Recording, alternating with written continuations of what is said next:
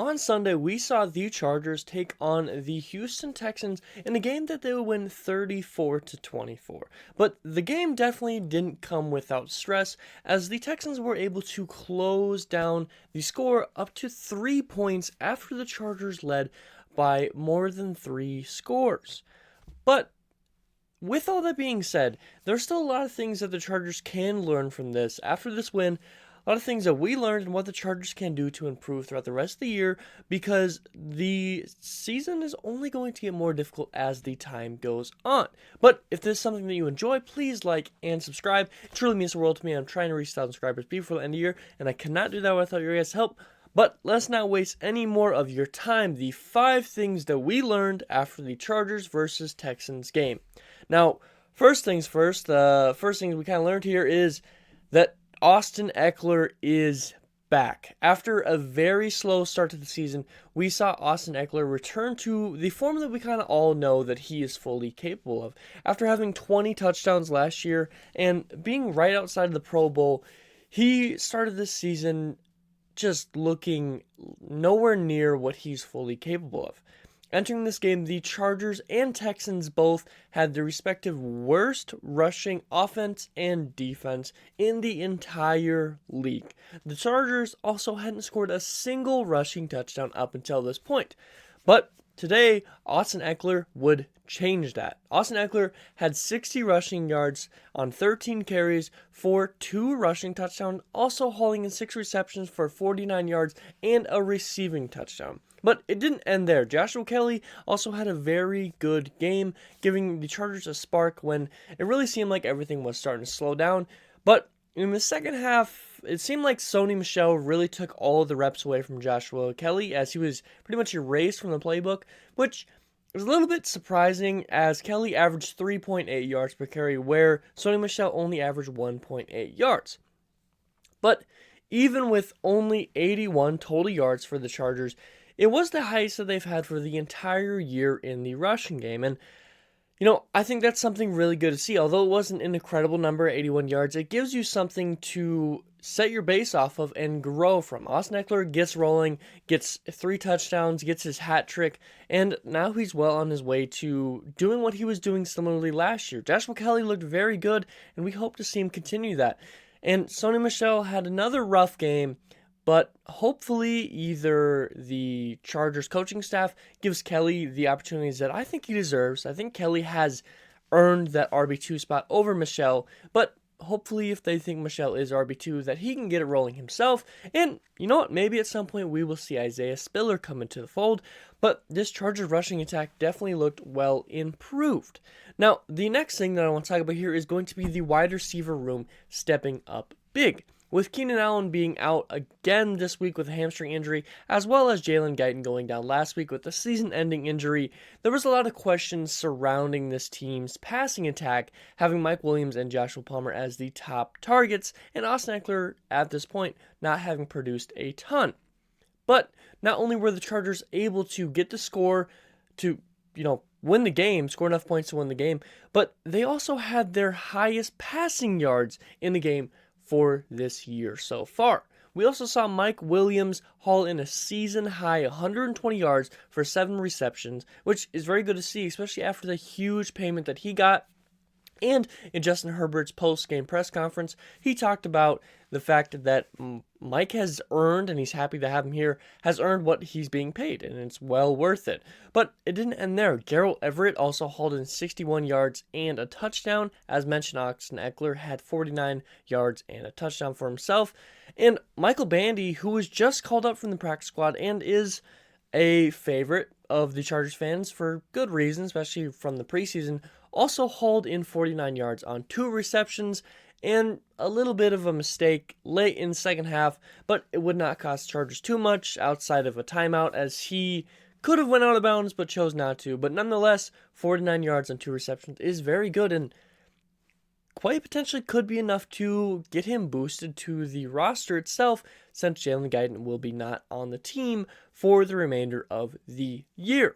Now, with all of that being said, in total, Justin Herbert threw to 8 different pass catchers for 340 yards, which was the highest of the year so far, as well as 2 touchdowns and 69 completion percentage. But the wide receiver room, or just the everyone that catches receptions, looked very good even without Keenan Allen as well as Jalen Guyton. And I think once Keenan Allen returns, hopefully being next week against the Browns, it's really going to bring a boost to this offense that has looked like it struggled for the most part throughout the year. Now, speaking of the offense and allowing the offense to, progress and get better, I want to talk about the O-line and the fact that the O-line really didn't miss a step. Corey Linsley would return this week after missing last week's game as well as the second half of week 2.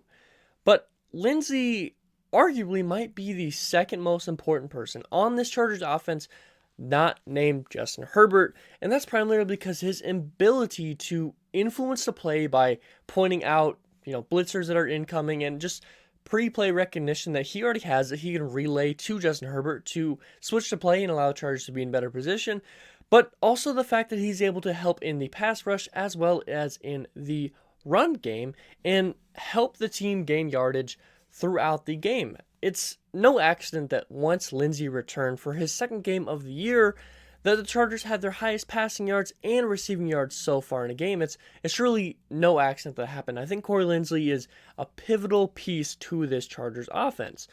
Now, the biggest worry for the Bolts entering this game was Rashawn Slater's injury, the fact that he would not be playing this season, and especially after seeing Storm Norton play last week, there's a lot of worries that Herbert would be under a lot of duress and that Storm Norton wouldn't be ready for the task. But instead, the Chargers coaching staff chose to put in Jameer Sawyer at the left tackle position, and it turned out to do very well, and he played at such a high level that he even received the game ball after the game ended, along with Austin Ekeler receiving one of his own. But the Texans entering this game had the 4th best pass rush in the entire league, having 10 sacks already to this point, averaging over 3 sacks per game. But the Chargers only held them to 1 total sack on the game, which just really shows that this offensive line, even without Slater there, and even with Corey Linsley probably not being at full speed quite yet, they were still able to slow down a top-level pass rush, which is something that's going to be very important in the AFC West, having all of these teams having extremely good pass rushes, but also for the remainder of the season, knowing that we don't have to worry so much about that left tackle position without Slater in the fold. Now, on the other side of things, it's time to talk about the Chargers' defense, and the fact that the defense was bringing a lot of pressure. After Bosa's injury last week, many believed that the Chargers' pass rush was going to take a dramatic step down. And, for myself, I did believe that it was definitely going to slow down, not as dramatic as some people were saying, but instead, we saw the Chargers haul in 4 sacks on Davis Mills, as well as forcing 2 interceptions, with 3 of those sacks coming from the interior D-line in Morgan Fox, Sebastian Joseph Day, as well as a strip sack from Jerry Tillery, as well as Khalil Mack's own.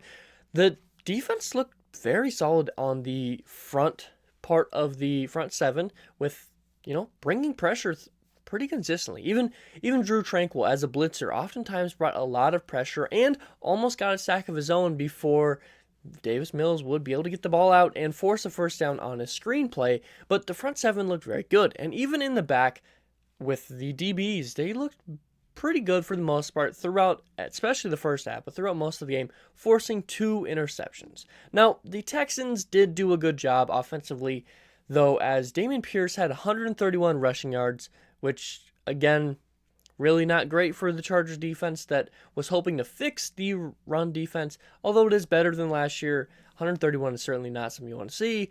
And the Texans also did well in the passing game, as Mills had a 74% completion percentage and 2 touchdowns. They also had 4 receivers with over 30 yards total, including Nico Collins with 3 receptions for 82 yards, averaging 27 yards per catch. So, hats off to the Texans. Their offense was looking very good, especially against a Chargers defense that is rated as one of the best in the league. But the Chargers were able to close it out and force some late game, 3 and outs and keep the ball back on the offense so that the Chargers could close the game out. Now, lastly, after we've talked about those 4 things, I want to talk about, the big picture and kind of the things outside of, not outside of the game, but something that you may not be directly thinking of. And that's the fact that the Chargers were doing the big things as well as the small things and winning the game in all categories. Yes, the Chargers won the game and scored more points, but similar to last week, these small details were a huge factor in closing out the game for the Chargers. Not only did the Chargers have more total yards and more points, but they also won every major small statistical category. They had 22 first downs compared to 16 for the Texans. They had a 50% third down and fourth down percentage efficiency, where the Texans only had a 33% on third and 0% on fourth down. They allowed fewer sacks than they had on the Texans. They had a better turnover ratio, 2-1, than the Texans did. And they had fewer penalties and fewer penalty yards, which was a huge factor for the Chargers last year, as well as looking like a big issue this year. Although it was only a slight margin on the yard differential, they had 6 flags for against the Chargers where there was 9 against the Texans, so they were still able to hold off and not have so many flags that it was, deflating the Chargers' potential to go down and score. Now, lastly, they also had more time of possession, which is going to be extremely common in the team that wins because it's likely they're going to be burning clock late in the fourth quarter, which is going to give them more time of possession. But with all that being said, kind of a couple last notes here. The Chargers, although the game got close, and although the Texans were able to score 17 points in the fourth quarter when they had scored 0 through the first part of the year, the Chargers were still able to close the game out, and still to this point, Staley has not lost a game where they have led by 2 possessions entering the fourth quarter, which is very good to see that they're able to keep it going. Now, one key thing here that I didn't mention is going to be Joe Lombardi and the offensive play calling. So, yes, the Chargers won. Yes, they scored their most points of the year with 35 points. But once again, the Chargers did not keep their foot on the pedal. The Chargers went from, a pretty decent amount of points in the first half with, I believe, 24-7 being the score of the first half. And they end the game with 35. Or I think it was somewhere around that. I hope I'm not completely wrong on that. But the fact is that the Chargers weren't able to, keep the pressure on and keep the score going. 34, not 35. My apologies. But they need to keep it going. You score 10 points in the second half when you score 24 in the first half, which was the highest throughout the whole year of an end score was 24, and they did it in the first half. And they end with only 10 points in the second half. That's something that you need to see improve. You need to see them keep the foot down on the pedal. Through the first half, Herbert was slinging it. I mean, he was looking incredible through the first half. I think he had 200-some yards already, and he ends up ending the game with 340. He had 100 yards in the second half passing after nearly having 300 through only the first half. Not great to see. You see them only score 1 touchdown in the second half when they had 3 in the first half. This is definitely a Joe Lombardi / offensive efficiency in the second half that can bite you in the butt against some better teams. Now, the Texans have not won a game yet this year, and, you go against a little bit better team, and the Chargers could have lost this because of, the fact that they just let off the pedal late in the games. You got to keep the foot down and go and get it. I mean, it's great that on 4th and 1 they go for it on their own side of the field and they end up getting it on a play action and you end up scoring off that drive. That's great. But you got to be able to do that through the entirety of the second half. That's what this Chargers team needs, because if you're doing that every single game, even if you're up by 20 points, if you can do that every single game, then you're going to be in a great spot when you go against these better teams. They're going to keep that pressure going as the game goes on. But the Chargers do win the game, which is the biggest factor in all of this. So, what are your guys' thoughts? What did you learn from this Chargers game? I hope you enjoyed this content. If you did, please give me a like and subscribe. It truly means the world to me. But as always, there's going to be my film recap in the next couple days here, where we're going to be going through the major plays, touchdowns, and all that throughout the game. That's going to be coming on the next few days. And as always, we're going to have that it'll be Chargers versus Browns this week in Week 5 that I hope that they can win, because that would put them over 500 once again. and that will be coming out within a day or two, hopefully 2 days prior to that game actually occurring on Sunday.